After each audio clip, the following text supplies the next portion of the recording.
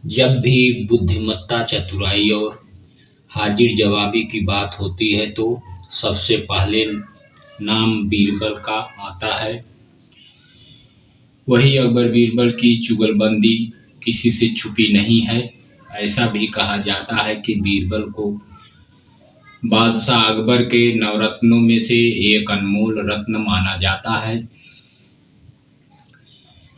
अकबर बीरबल से जुड़ी ऐसी कई कहानियां हैं जो हर किसी को गुदगुदाती हैं, साथ ही एक खास सीख भी दे जाती हैं। अकबर बीरबल की कहानियां हमेशा से सभी के लिए प्रेरणादायक रही हैं। बीरबल ने अपनी चतुराई और बुद्धिमत्ता से कई बार बादशाह अकबर के दरबार में आए पेचीदा मामलों को सुलझाया था।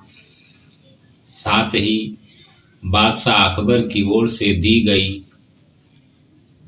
चुनौतियों को सहर्ष स्वीकार कर उनका हल निकाला।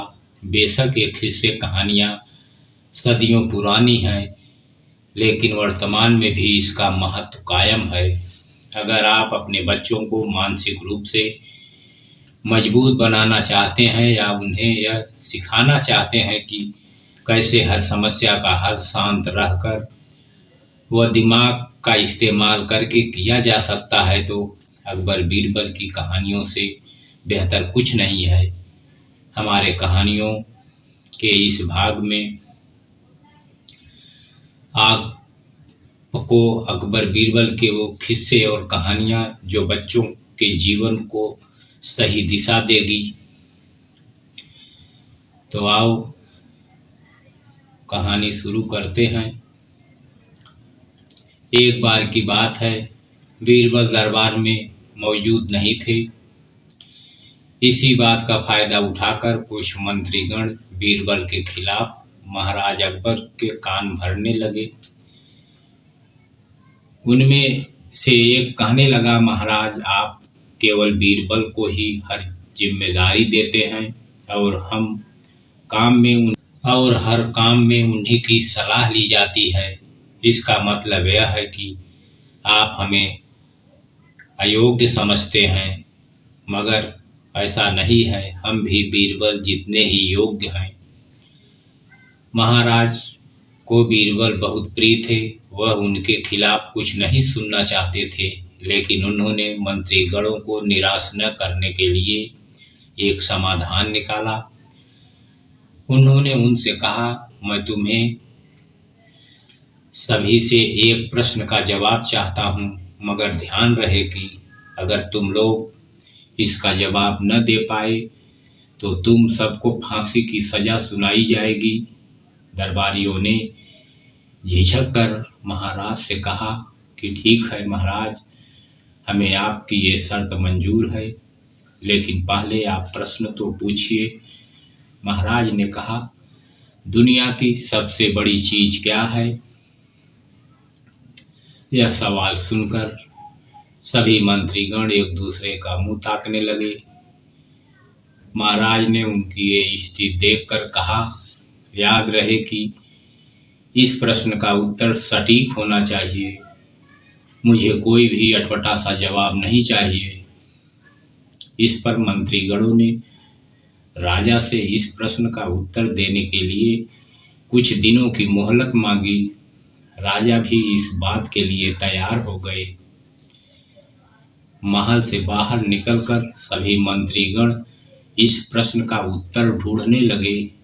पहले ने कहा कि दुनिया की सबसे बड़ी चीज भगवान है, तो दूसरे कहने लगा कि दुनिया की सबसे बड़ी चीज भूख है। तीसरे ने दोनों के जवाब को नकार दिया और कहा कि भगवान और भूख को भी बर्दाश्त किया जा सकता है। इसलिए राजा के प्रश्न का उत्तर इन दोनों में से कोई भी नहीं है। धीरे धीरे समय बीतता गया और मोहलत के लिए गए सभी दिन भी गुजर गए। फिर भी राजा द्वारा पूछे गए प्रश्नों का जवाब न मिलने पर सभी मंत्रीगणों को अपनी जान की फिक्र सताने लगी। कोई अन्य उपाय न मिलने पर वो सभी बीरबल के पास पहुँचे और उन्हें अपनी पूरी कहानी सुनाई। बीरबल पहले से ही इस बात से परिचित थे। उन्होंने उनसे कहा, मैं तुम्हारी जान बचा सकता हूँ, लेकिन तुम्हें वही करना होगा जैसा मैं कहूँगा। सभी बीरबल की बात पर राजी हो गए। अगले ही दिन बीरबल एक पालकी का इंतजाम करवाया। उन्होंने 2 मंत्रीगण को पालकी उठाने का काम दिया। तीसरे से अपना हुक्का पकड़ाया और चौथे से अपने जूते उठवाए। वह स्वयं पालकी में बैठ गए। फिर उन सभी को राजा के महल की ओर चलने। जब सभी बीरबल को लेकर दरबार में पहुंचे तो महाराज इससे पहले कि वो बीरबल से कुछ पूछते, बीरबल खुद ही राजा से बोले, महाराज, दुनिया की सबसे बड़ी चीज गरज है। अपनी गरज के कारण ही ये सब मेरी पालकी को उठाकर यहाँ तक ले आए हैं। यह सुनकर महाराज मुस्कुराए बिना न रह सके और सभी मंत्री गण शर्म के मारे सिर झुकाए खड़े रहे। तो दोस्तों, इस कहानी से हमें ये सीख मिलती है कि हमें कभी भी किसी की योग्यता से जलना नहीं चाहिए, बल्कि उससे सीख लेकर खुद को भी बेहतर बनाने की कोशिश करना चाहिए। तो दोस्तों, आज के लिए बस इतना ही। मिलते हैं अगले वीडियो में। हमारे चैनल को लाइक सब्सक्राइब जरूर कर लें। आप लोगों का सपोर्ट ही हमारी मनोबल को बढ़ाता है। धन्यवाद। जय हिंद। वंदे मातरम।